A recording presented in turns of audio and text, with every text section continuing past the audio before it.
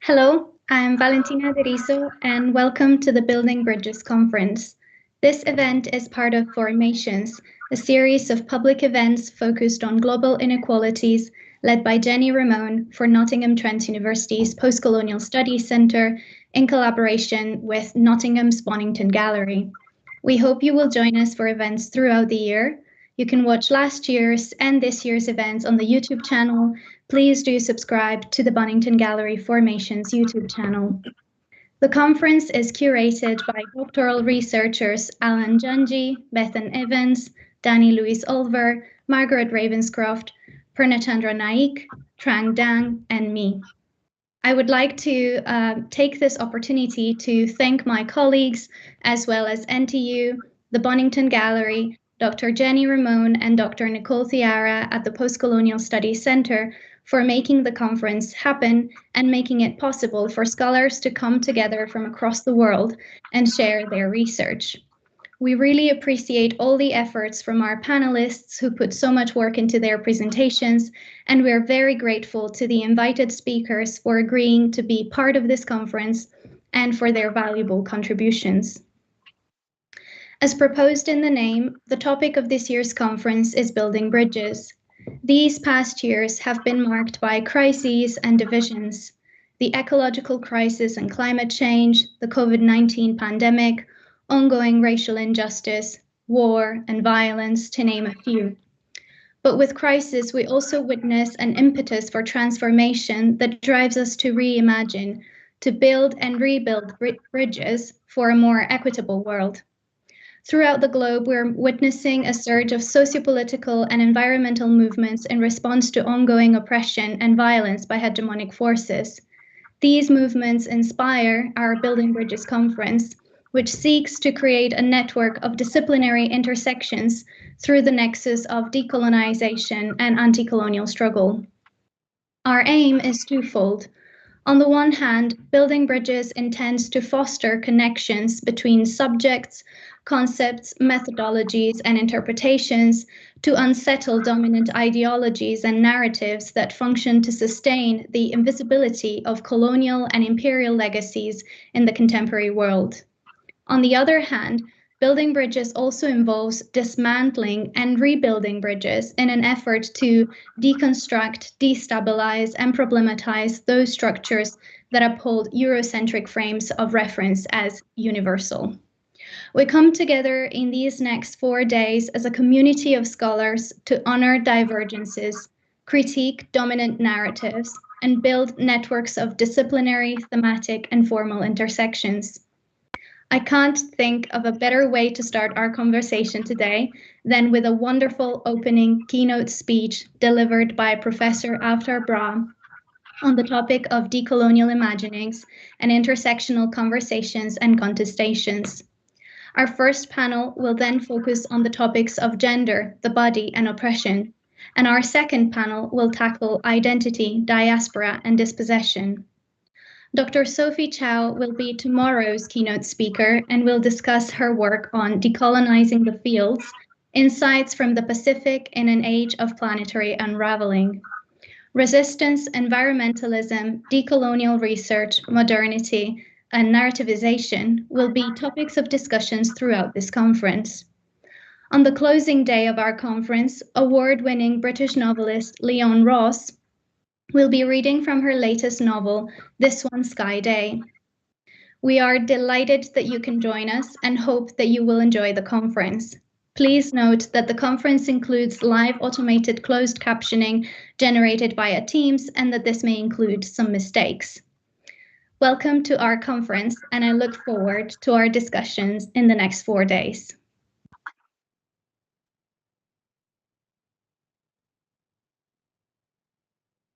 Thank you, Valentina. Hi, everyone. My name is Margaret Ravenscroft, and I'm a third-year PhD student at Nottingham Trent University. My research within the School of Arts and Humanities explores cultural creative representations of forced migrant women and their spatial encounters, engagements, and mobilizations. It's through this work and previous research in race and gender identities for my MA at Birkbeck that I encountered today's distinguished keynote speaker, Professor Avtar Brah. What an honor it is to introduce Professor Brah. not only because I reference her insightful words in nearly every chapter of my thesis, but because the work she has done for the last 5 decades is so appropriate for our conference today.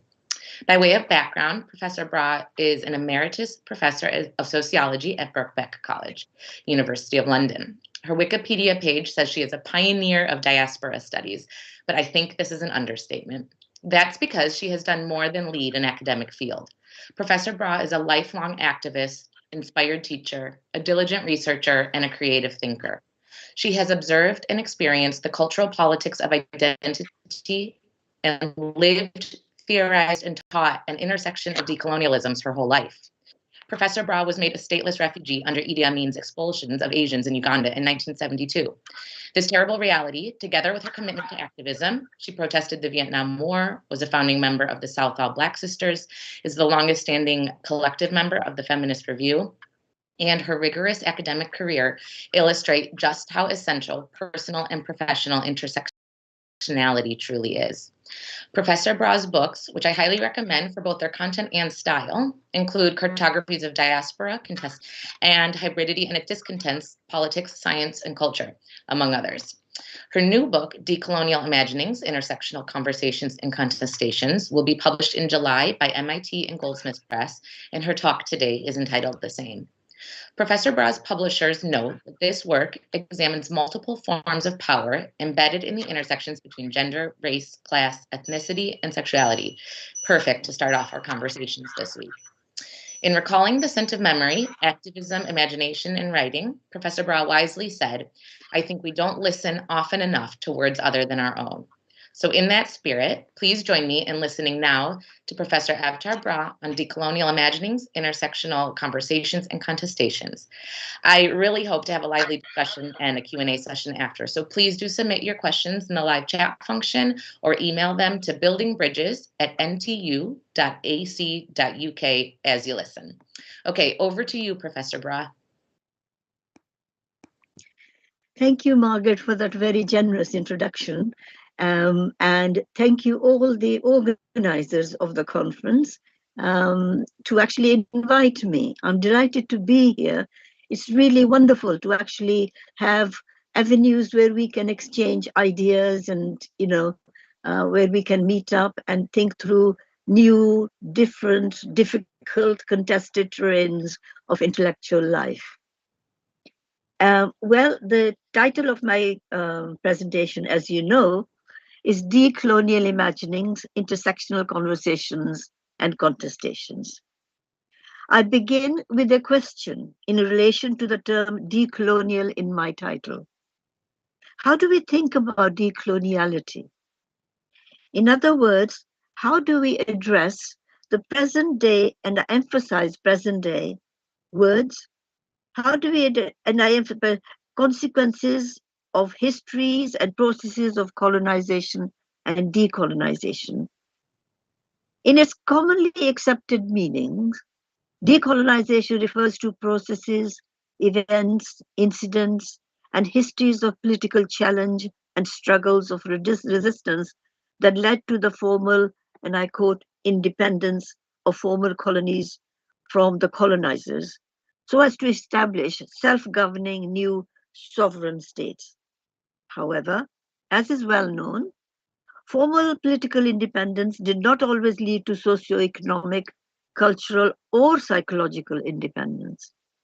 As Linda Tuhai-Smith argues, decolonization is not simply a formal process of handing over the instruments of government, but rather it is a long-term process that involves cultural, linguistic, and psychological divesting of colonial powers. In fact, the challenge is to effect a simultaneous decolonizing of the mind of both the colonizer and the colonized in pursuit of egalitarian relationships of equality and justice. I think it's always important to actually think about the colonizer and the colonized together, because we've all been, our histories have been so entangled that we have to de-entangle them together. Although formal colonial arrangements may be over in great many instances, colonialism still lives in the world. through power relations that interconnect the life worlds of the dominant and the dominated peoples. So formal colonialism may be over, but all the other intricate interrelationships that ensued from it are still around. The post-colonial worlds we live in today are deeply marked by the histories that produce them. Coloniality, as Walter Mignolo argues, is constitutive of modernity. He's not the only one who's argued that, many others have too. The term decolonization was transformed into decoloniality, and I think this is important because decolonization has been a process that had been studied for decades. But what is new is this term decoloniality.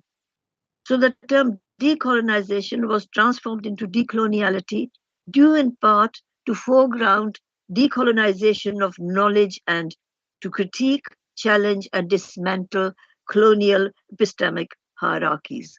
I think that's where the difference lies, that decoloniality emphasizes epistemic hierarchies, and its emphasis is on knowledge production, although it doesn't obviously in any sense kind of not think about economic and political dimensions as well, but the emphasis is on knowledge. The aim instead is to install knowledge regimes which treat the political and cultural practices of the subaltern as equal to those of the dominant group and lead to what Mignolo calls epistemic reconstitution. The point is that an effective political strategy would require the development of decolonial epistemic as well as socioeconomic, cultural, and political agendas and practices. In terms of praxis, decoloniality stakes a claim to contributing to scholarly activism, to political work of building new optimistic futures committed to life-affirming practices. Decoloniality embraces pluriversality. It offers a counter-narrative to neoliberal and imperialist projects. Decoloniality seeks to validate the lived experience and cultures of subordinate groups, of those suffering exploitation and discrimination. It seeks to dismantle intersectional hierarchies of vectors such as race, class, gender, sexuality, and ability. Decolonial solidarity agendas are designed to be thoroughly multidimensional and intersectional. In other words, decoloniality and intersectionality are inherently enmeshed. They work together. Hence, decoloniality and intersectionality in my title. At the present time, the term intersectionality has been widely taken up by scholars, policy advocates, practitioners in a variety of fields, and political activists in both formal arenas and at grassroots level. Within the academy, intersectionality is part of interdisciplinary fields ranging from women's studies, gender studies, and race and ethnic studies, through media studies, cultural studies, and area studies, to disciplines such as sociology, politics, and history. At the same time, the concept and practice of intersectionality is part of global public policy discussions. Protagonists range from human rights activists, government officials, teachers, social workers, youth workers, and academics. Hence, there's a tremendous heterogeneity in the meanings associated with the term. However, as Patricia Hill Collins and Serma Bilge, I hope I'm pronouncing her name correctly, as they have actually provided a useful definition that could be seen to have wide applicability. I think most of you probably will be familiar with this definition, but on a day like this, I think it's useful to remind us that, and I quote, intersectionality is a way of understanding and analyzing the complexity in the world, in people and in human experiences. The events and conditions of social and political life and the self can seldom be understood as shaped by one factor. They are generally shaped by many factors in diverse and mutually influencing ways. When it comes to social inequality, people's lives and the organization of power in a given society are better understood as being shaped not by a single axis of social division, be it race, gender, or class, but by many axes that work together and influence each other. Intersectionality as an analytic tool gives people better access to the complexity of the world and of themselves, end of quote. So questions of power are crucial, and that I want to really emphasize that questions of power are crucial in addressing intersectionality as an analytical tool. Collins and Bilge identify 6 core ideas of intersectional frameworks, namely inequality, relationality, power, social context, complexity, and social justice. I offer a few points in relation to each of these vectors. Firstly, many current definitions of intersectionality single out social inequality as an important dimension of social relations. To use the concept of intersectionality when analyzing inequality emphasizes additional layers of complexity because social inequality is hardly ever caused by a single factor. Intersectionality foregrounds a view of social inequality based on interactions among different factors and categories. Secondly, in relation to power, it is important to note that intersectional power is understood as mutually constitutive of the interactions between different axes of differentiation. I think that's important. It is actually a very complex process. That is to say that our lives are shaped by many factors in varying and variable mutually influencing ways. Different dimensions such as race, gender, and sexuality constitute interlocking or intersecting systems of power. In my work, I've called this modality of power as multi-axial formation of power. This formation brings together specific but overlapping domains, including structural, cultural, political, disciplinary, and interpersonal. So it operates at many different levels. Third, relationality is a central aspect of relationships between and across different social differentiations and divisions. Relationality interrogates binary thinking, coded in couplets such as either or, and instead emphasizes interconnections and multiplicity. We use terms such as conversion, coalition, transaction, dialogue, and interaction in putting across different inflections that the meaning relationality contains within itself. Fourth, it is important to emphasize that social context is crucial in understanding how we may contextualize and situate the interrelationality of different axes of differentiation. For instance, historical relationality of different axes of differentiation. For instance, historical, political, or intellectual context shape our ways of thinking and doing. Attention to social context is at the heart of producing nuanced analysis and developing affirmative practice. Fifth, in terms of complexity, the core themes noted above, such as social inequality, social context, power, and relationality, interlace and intertwine, making for complexity within intersectional worlds. As is often stressed, intersectionality is a tool for understanding such complexity in the world. But this raises the critical question of how to theorize the point of intersection or intertwining. I shall return to this point, but I think it's an important point. How do we actually analyze and theorize these points of intersection? It's easy to mention intersectionality is about intersections, but the next task is, and this task is specific to different subject disciplines, how do we actually theorize that intersection? Finally, questions of social justice are often inherent to projects of intersectionality, especially in the context of core themes of inequality, the dynamics of power and relationality. As a form of critical activism and practice, intersectionality is critically highly relevant, not least because one of its key aims is to challenge power relations.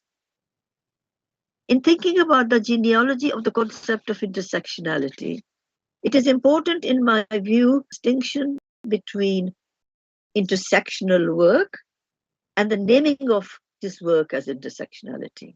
In other words, intersectional work has been going on for a much longer period than the late 1980s and the early 1990s, when the word intersectionality gained ascendancy. The term itself is assumed as having been constructed by Kimberly Crenshaw. But as Collins and Bilge suggest, its origins are multiple and better understood, and I agree with them, as embedded within long-standing movements of Black women and other women of color. Black women and women of color in different continents have actually, for a very long time, thought about, contested, and worked through these multiple questions about intersectionality. I myself was influenced by the Sojourner Truth's 1840 speech, "Ain't I a Woman?" I think many women have been. And the Combahee River Collective Statement of 1977, which spoke of the fact, I quote, "the fact that major systems of oppression are interlocking," end of quote. And importantly, presenting its analysis in the context of decolonization, desegregation, class relations, and feminism. I too emphasize the importance of analyzing intersections between vectors such as class, race, and gender in my book, Cartographies of Diaspora, published in 1996 when I was not immersed in the academic discourse of intersectionality. So there are these other kind of histories of intersectionality as mine. Mine was an optic informed by a sociological imagination, nurtured by post-colonial and post-structuralist theoretical and political perspectives. It posits a framework to address questions of diaspora, and inter alia develops the concept of diaspora space, which is intersected with the conceptual grid of diaspora, border, and multi-axial politics of location. I argued that, and I quote, "Diaspora space is the intersectionality of diaspora, border, and dislocation as a point of confluence of economic, political, cultural, and psychic processes," end of quote. In other words, I use the term intersectionality, but from a somewhat different vantage point, in that it did not emerge from Crenshaw's conceptual apparatus. Because of my focus on diaspora, it has an inbuilt global dimension, because that's one of the critiques of intersectionality, that is not always global, but actually the way some of us have used it, global dimension has been intrinsic to it. It has been my claim that diasporas are inherently intersectional. Diaspora as an empirical trajectory is not a homogeneous category. Rather, diasporas are differentiated according to factors such as gender, race, class, ethnicity, ability, and sexuality. The concept of diaspora centers on the configurations of power which underline, mark, and differentiate diasporas internally, as well as situate them in relation to one another. To the extent that the concept of diaspora is a genealogical one, it signals the historical variable analysis of economic, political, and cultural forms of relationality. That is to say that this genealogical analysis is intersectional and one marked by a multi-axial performative concept of power. In 2004, Anne Phoenix and I wrote about the discourses of intersectionality, and we started with the 19th century debates that foreground what today goes by the name of intersectionality. We started the article with the well-known 19th century location, Ain't I a Woman, articulated, as I just said, by Sojourner Truth, a woman who was freed from slavery. Her speech places questions of intersectionality into stark relief. We define the concept of intersectionality as, and I quote, signifying the complex, irreducible, varied and variable effects, I underline the word effects, which ensue when multiple axes of differentiation, economic, political, cultural, psychic, subjective, and experiential, intersect in historically specific contexts. This particular formulation challenges additive models of discussions on the subject. Floya Anthias makes an important intervention in the theorization of intersectionality. I'm referring to her 2021 book. There is an ongoing debate which is far from settled as to whether intersectionality is a metaphor, a heuristic device, or a theoretical paradigm. The people are still debating this. Anthias favors the idea that it's a heuristic device, especially as this highlights the idea or points to the formation of concepts in process, hyphenated, concepts in process, rather than as pre-given. It treats difference and power in multi-layered forms. In terms of the object of an intersectional analysis, three different levels of singling out ideas, singling out difference are identified. These three levels are the level of social ontologies of difference, the level of different categories of difference, and the level of concrete relations of difference. Importantly, the concepts of class and stratification are analyzed in and through intersectionality. In other words, class is located within an understanding of inequality and stratification from the vantage point of a translocational intersectional lens. Though class identifies inequality, inequality itself cannot be reduced to a problem of class alone. Floya Anthias also urges us to rethink a theory of stratification away from the binary representing production relations as material and ethnicity or gender as solely symbolic or cultural. This has been a tendency, to think of the structural as material, whereas ethnicity or gender, etc., are often thought about as symbolic or cultural. She's saying, well, this shouldn't be so. Moreover, as she argues, capitalisms are not abstract. We know that. Rather, they are violent and subordinating and built on the exploitation not only of the abstract worker, but the differential exploitation of differently marked bodies. In similar vein, Patricia Hill Collins, 2019, suggests that intersectionality is well on its way to becoming a critical social theory that can address contemporary social problems and the social changes needed to solve them. So that's where the debate is at the moment, Is it a social theory? Is it a heuristic device, So I now turn to some critiques of intersectionality. Despite its popularity, intersectionality has not been without its critics. One criticism has been whether the metaphor of intersection with its image of road crossing is adequate for the critical task of analyzing power differentials, normativities, and identity formations across multiple fields, such as gender, class, and race. The term configuration instead of intersection has been suggested, though in my view, how far this is a better concept than intersection is debatable.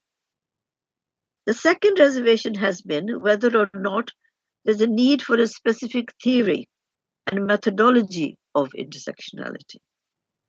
Should we have a separate methodology? Should we have a special theory of intersectionality? As is well known, as far back as 2005, Leslie McCall developed a threefold clustering of approaches to the study of intersectionality. She labeled them as the intercategorical complexity, intracategorical complexity, and anti-categorical complexity. Intercategorical approach presumes the existence of intersections and then attempts to map the relationship between different social groups and how these relationships are changing. The intra-categorical approach is alive to the shortcomings of existing categorizations and interrogates the ways in which they mark boundaries of distinction. The anti-categorical approach, on the other hand, is concerned with a critique of the presumption that categories are a pre-given. It challenges that presumption. Rather, it deconstructs the categories, paying attention to the regimes of power in and through which the categories are constituted in the first place. Here, social categories are seen historically, culturally, and linguistically produced. I personally am sympathetic to this and partial to this anti-categorical approach. This is not to suggest that the categories are themselves meaningless. Far from it. Rather, they are not already existing formations, but take form through socio-cultural, economic, and psychic processes. Woman, for instance, is not a pre-constituted category, but one which takes meaning in varying and variable forms within discourse and socio-political, economic, and cultural processes. This broad categorization by McCall is helpful, but does not, in my view, provide a discrete methodology. But in any case, in my view, there cannot be a single methodology which all intersectional analysts may follow. I wonder how many people will agree with me on that. Intersectionality is first and foremost an interdisciplinary endeavor. Now, if we accept that it is interdisciplinary, different subject disciplines have different methodologies. That which we choose is dependent on our own disciplinary background and the nature of the problems we are trying to analyze. It cannot, by definition, have a single overarching set of methods as tools of analysis. Some analysts working with this concept locate their work within feminist standpoint theory. Standpoint feminism argues that feminist social science foregrounds the standpoint of women who are assumed to better able to understand certain features of the world and who hold a different type of knowledge from, say, men.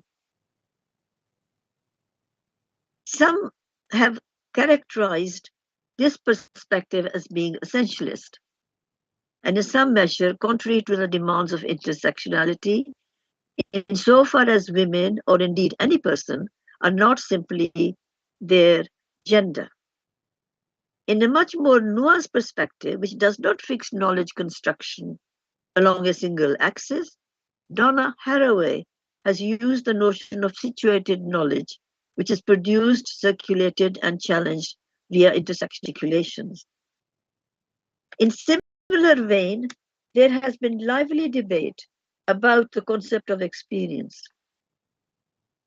I think intersectionality is obviously inherently about experience, so it makes sense that we have to think about concept of experience. How do we think about it? How we analyze it? How do we theorize it? Scholars such as Joan W. Scott have argued for a non-essentialist, post-structuralist mode of theorizing experience. The point is that experience does not transparently reflect reality, but is implicated in the constitution of what we call reality. Experience is a process of signification, a practice of making sense symbolically and narratively. It is about our struggles over material conditions and meaning. Experience does not happen to an already constituted experiencing subject, although that's how we kind of, in a common sense way, that's how we think about experience. We think about experience happening to something, that is already existing subject. But rather, experience does not happen, in my view, to an already constituted experienced subject, but rather it is the site of subject formation. The processes of embodiment, including the working key, are complex, for we are much more than an amalgam of subject positions. So this is actually, we talk in sociology much more about subject positions, but I think to think about embodiment is to actually look at the complexity in terms of the psyche as much as the social and political and economic dimensions. We also need to take account of emotions, yearnings, and unruly and precarious workings of the psyche. Our perspectives informed by standpoint theory and those others which take inspiration from post-structuralist theoretical formations mutually exclusive? Despite their major differences, it has been argued that there is some overlap, and that intersectionality offers the opportunity to reconcile these two perspectives insofar as both decenter the collective subject woman or any other non-binary conception of gender identity. Both require us to integrate marginalized life experiences as well as highlight the importance of understanding power in its multiple manifestations. Through the lens of intersectionality, both perspectives caution against reciting the race, class, gender mantra without due attention to the processes associated with the constitution of each decentered positioning. Now, it's a couple of decades since we've been talking about intersectionality, but what are the prospects for the future of intersectionality? Nina Yuval Davis, for instance, sees the concept to hold a great deal of potential. According to her, intersectionality is far better equipped to do justice to the analysis of complex relations of inequality than stratification theory in sociology. Kathy Davis has argued that paradoxically, the very vagueness and open-ended of this framework is the secret of its success, and this portends well for its future. One of its strengths lies in the way in which it demands of those engaged in theoretical work to embed their meta-narratives in the concrete social and political context, which simultaneously asking generalist researchers to praise the importance of theory in feminist inquiry. So it kind of approaches both dimensions, asks us to look at both dimensions. Nina Leakey provides a qualified assessment of intersectionality. She conceptualizes it as a nodal point and favors it only so long as it remains, I quote, open-ended framework for comparing different feminist conceptualizations of intersecting power differentials, normativities, and identity formations, a discursive site where different feminist positions are in critical dialogue or productive conflict with one another. Jasbir Puar has used the concept of intersectionality for many years and still values its analytical reach, but she has moved from its general deployment in favor of the concept of assemblage. She argues that, and I quote, as opposed to an intersectional model of identity, which presumes that components such as race, class, gender, sexuality, nation, age, religion are separable analytics and can thus be disassembled, and assemblage, in her view, is more tuned to interwoven forces that merge and dissipate time, space, and body against linearity, coherence, and permanency. So for Puar, really, the fact that intersectionality talks about these different vectors such as race, gender, class is actually a problem for her. I take issue with Puar's position. My point is that, sociologically speaking, and I must confess, I speak as a sociologist, so maybe people from other disciplines, may not kind of find this point as important as I do. My point is that sociologically speaking, at least, these components, race, gender, class, etc., are designed to be separated as analytical tools, but are presumed to enmesh in terms of embodiment. So in sociology, we make a distinction between embodiment and the analytical tools as separate. Thus, the importance of the distinction is between an analytical concept and the empirical processes of embodiment the concept seeks to address. This distinction, I think, is important to hold on to.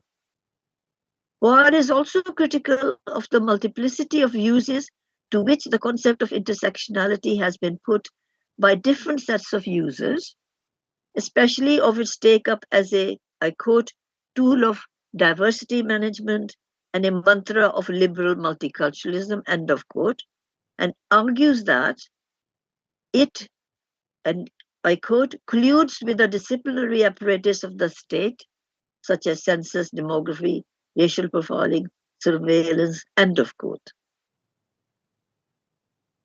I agree that we should definitely be critical of and stand in opposition to its negative uses in such practices as surveillance and racial profiling. But on the whole, I view intersectionality and assemblage as complementary rather than as mutually exclusive analytics. There are those who argue that debates on intersectionality may fail to take on board issues of colonialism, imperialism, and post-colonialism. This, I think, is a very, very important criticism with which I agree.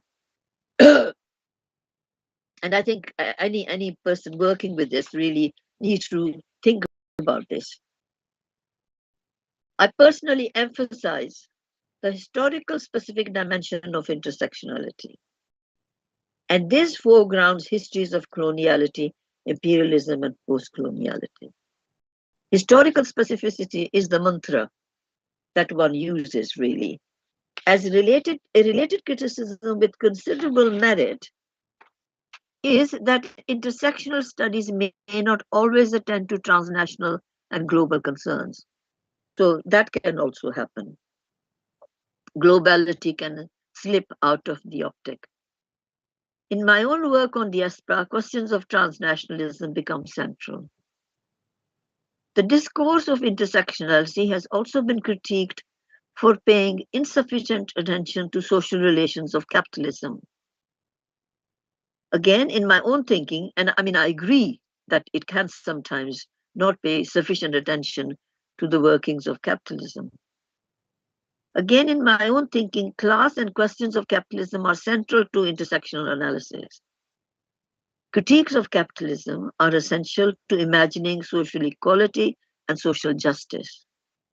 Overall, these criticisms are important, but can be attended to so that intersectionality retains its significance and import as an analytical and political tool.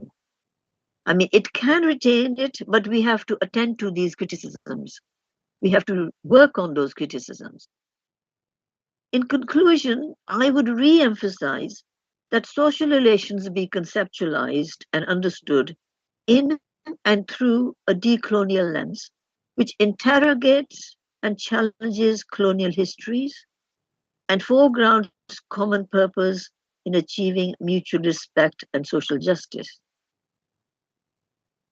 It is a perspective that demands reimagining the relationship between the human and the non-human dimensions of existence.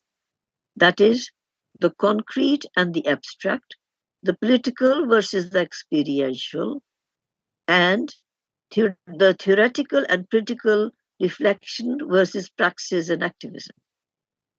The key task, in my view, is that, and which is the key task, in my view, that remains, and which is specific and varies across subject disciplines, is to theorize and analyze the point of intersection, as I said earlier, and its relationships. So how do we conceptualize the notion of intersection in different subject areas? In sociology, for instance, I have been partial to the reworked Marxian frame, which shifts attention away from class centricity and foregrounds the intersections with gender, ethnicity, and so on. I mean, one major criticism of Marxian frameworks has been that they are class-centric, and they don't take on board other questions of ethnicity and gender and sexuality, etc. And I agree with that, and I think we have to work with that. We have to think, at least for me, a Marxist or a Marxian frame is quite important because of the way in which centers the workings of capitalism. The theorization of these points of intersection then becomes the focus of the political, empirical, and analytical project. For me, it is exciting and important to project a decolonial lens onto intersectional conversations and contestations. Thank you.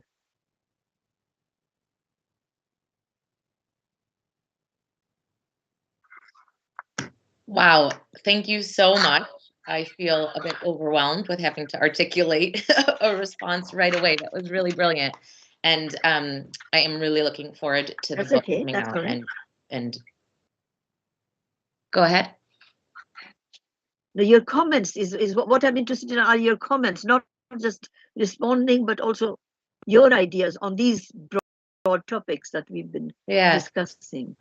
So I thought maybe just to start, and as the questions are coming in and comments as well, that maybe I could just pull out a few of the key things that really stuck with me. So it's a bit of a reiteration, but this is where my thinking is going. So what really spoke to me was about how you mentioned decolonialization is not just a handing over of instruments of government, but a long-term process. Cultural, linguistic, divesting of colonial powers, really untangling the histories. And in that we need to focus on the minds of the colonizer and the colonized both. That's one point. Also, I guess, I mean, in general, just how decoloniality and intersectionality are so inherently woven together. And I have a few questions about that in a little bit. You ask, how can we actually theorize the intersection and intersectionality? And that part of the importance in that is distinguishing that the work came before the naming of the work, and especially because of the respect and acknowledgement for Black women and women of color who did and lived at the intersections of that work. I think that's a crucial point. And then, kind of finally, the critiques of intersectionality. So is there a need for a specific theory or methodology? You ask, can we presume intersections, or do we need to acknowledge their intrinsic shortcomings? And I understood your position that, for example, the idea or category of woman takes shape and identifies dependent on the context and conversations. There cannot become an overarching intersectionality method to understand the category of woman, because we're more than amalgamisms of subject positions. You use the term emotions, yearnings, and unruly aspects of the psyche, I think, which I really liked. And then, just to close, that we really need to consider the historical specificity. Intersectionality doesn't always address the transnational or global concerns, and this really requires ongoing attention. I hope I kind of, teased out some You've done very well. So I think my first question, I'm going to steal the show and ask one that I've had. And you actually did talk quite a bit about this, but I want you to, really pull out. So the conference organizers of Building Bridges felt really strongly that we wanted a multitude of voices and frameworks to discuss decolonialization, approaches to decolonialization and anti-colonial struggle. So you speak obviously to intersectionality, and then a bit about the global dimension and transnational angles. And then toward the end, you mention the interdisciplinary importance within the academy. So I'm just wondering, maybe, can you expand on the importance of the strengths of transdisciplinary approaches to decoloniality? And maybe that is in the Marxian frame, which you mentioned, but maybe it's broader than that too. So I'm just wondering if we can zoom in on that section. It is much broader than that. I mean, it's just that that's why I actually said that it's my own particular take on it, is that I personally sort of have found a sort of a Marxian, reworked Marxian, because there have been so many debates, so we're talking about neo-Marxian kind of ways of thinking. But Marxian only because I'm not really kind of sort of wedded to some sort of, that you can't move away from that. Not at all. It's just that Marxian framework really centers class inequality at its center, and it looks at capitalism at its center. I think those two is why I emphasize that. So we do need to kind of, but people from different disciplines, like for instance, you said you are in literature, I believe. For you, maybe there are different aspects of the theoretical tools that you use in your analysis of addressing different texts that you think about, and you analyze. And maybe you would find a Marxian approach not that helpful, although there are lots of, obviously, people who work about literary texts who also use that framework. But I'm trying to be as open as possible, because I think this is something that, we need to be thinking about and be open to. Well, yeah, absolutely. And I think a reworked Marxian approach is actually really appropriate in light of sort of, current resurgences of nationalism and just, the, I guess, existing issues and conversations around class and nationalism and race and nationalism. So absolutely. I'll pull a few questions from our chat, and then I have some more. So we have from Beth, do you think the term decoloniality is more useful in the context of intersectionality than postcoloniality, or do both of these terms need to be addressed? So decoloniality and postcoloniality in reference to intersectionality. I think, again, one needs to think about what the two terms signal. If you think about what they signal theoretically, obviously they both signal very important things. But in terms of common sense terminology, post-coloniality, although I know that it doesn't mean this, but actually it seems to suggest as if coloniality is over. It's in the past. Whereas decoloniality actually signals that we decolonize the situation. So, I mean, it's a common sense thing, but I think that I favor decoloniality, although post-coloniality, when it was, in fact, kind of, theorized, people like Stuart Hall, etc., were very, very, aware of questions of inequality and class and intersection. They didn't call it intersections, but intersectional kind of, analysis. So I would say I personally veer towards decolonial as opposed to post-colonial, for that reason alone, really.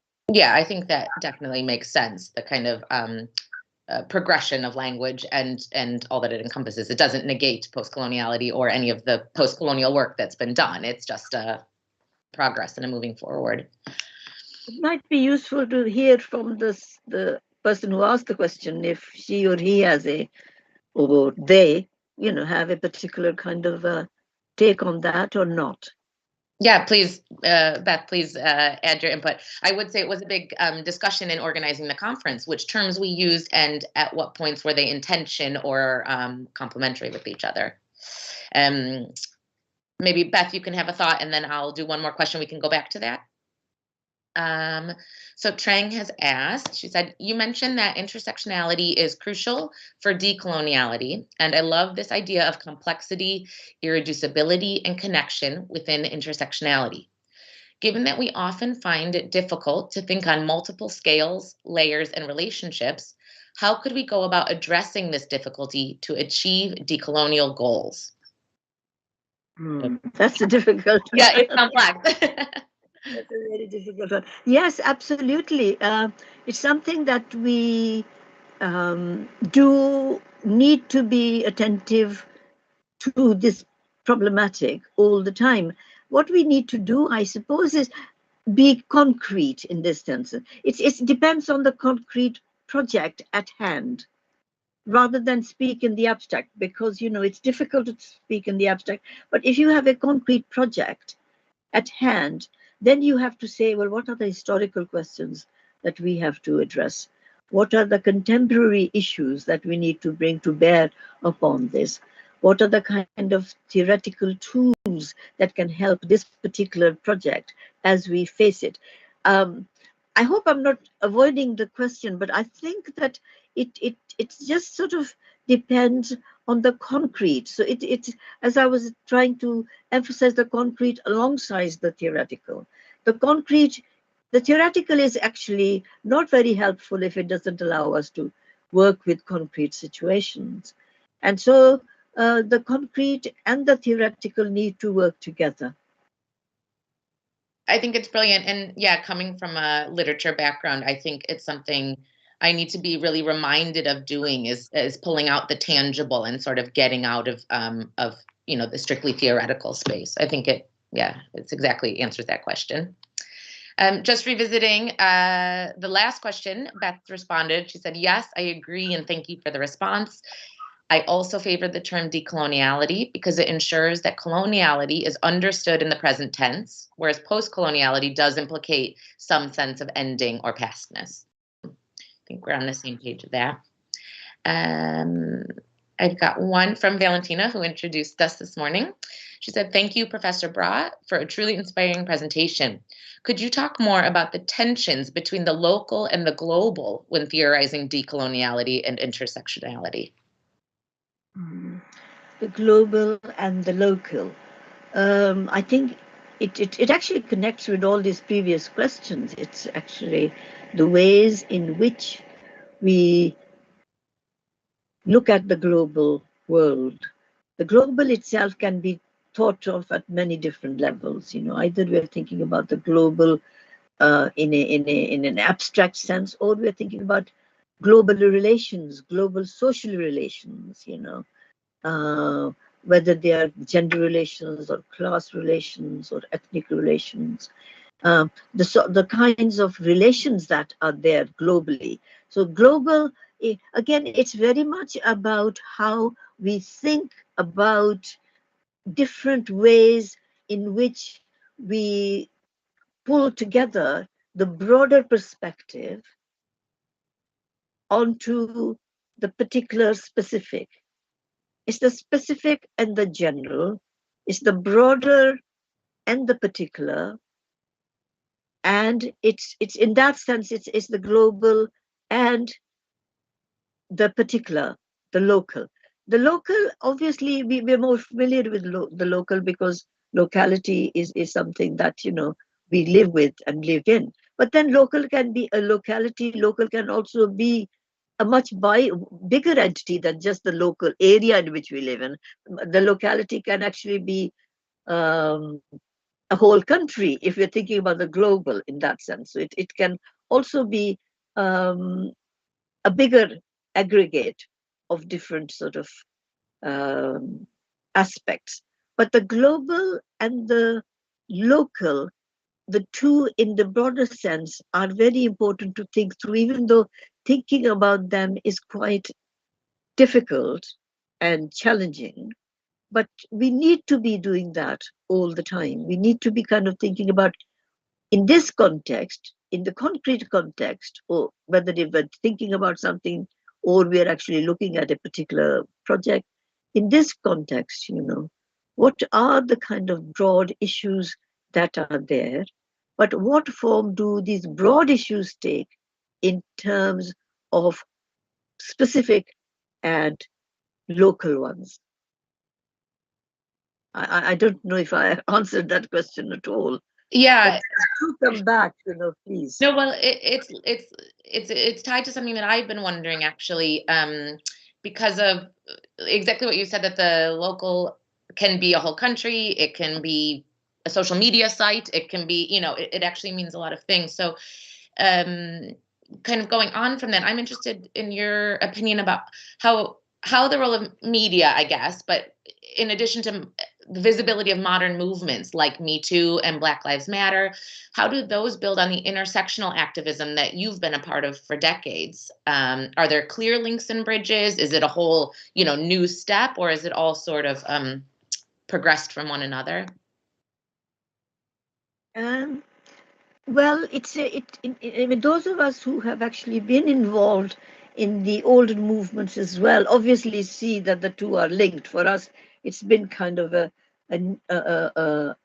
progression. But for some people, this younger generation, for many of them, it's a new movement altogether. Well, it's a new context. So we can't sort of say everything is just the same. It isn't, because even if we're looking at the same broader theoretical or political questions, nonetheless, the context is different. And how we apply these questions to the context is particular.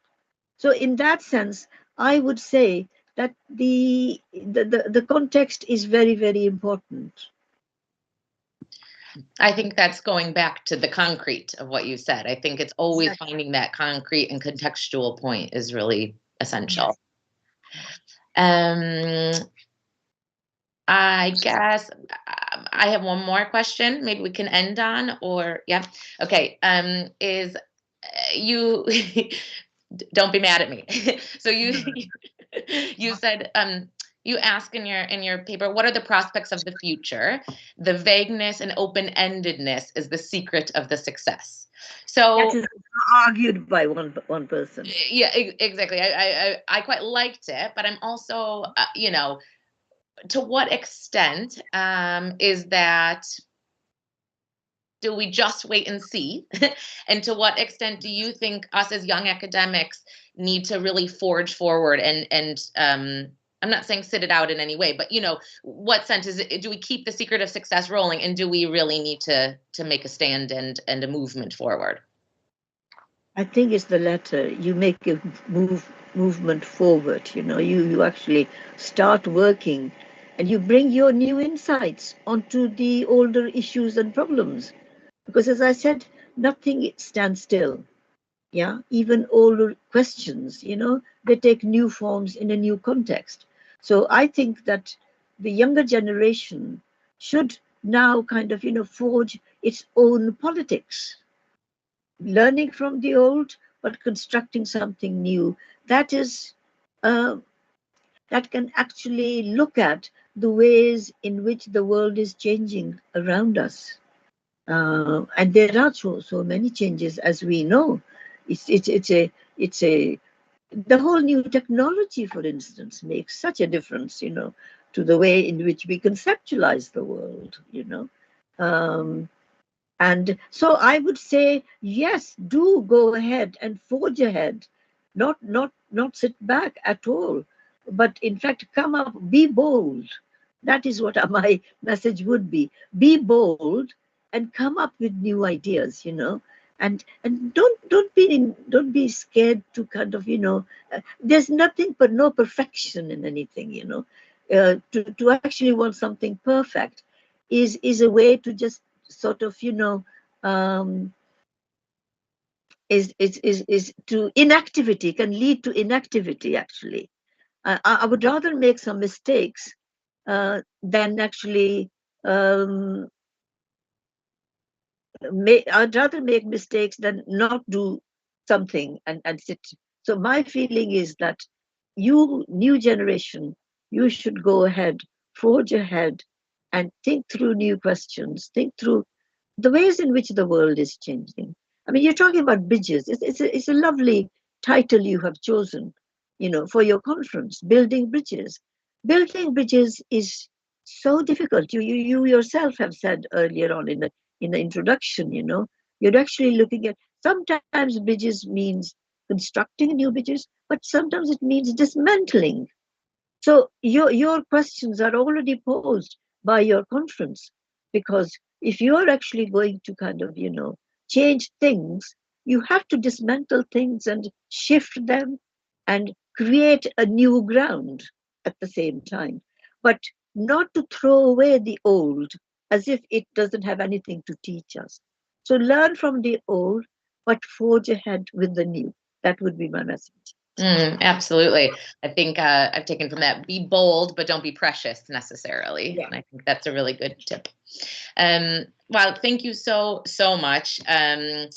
It was really an honor to talk to you. I mean, just personally, a highlight. So thank you so much. I'm very, very glad to be here. Thank you for inviting me again. So that's it for today's keynote. We're going to be diving into unfortunately, I'm also hosting. Sorry, everybody. It's called Gender, the Body, and Oppression. It will be in just an hour at noon Universal Standard Time. The link to join will be in the chat on YouTube. So we'd really love to see you all there. And once more, thank you so much, Professor Brah.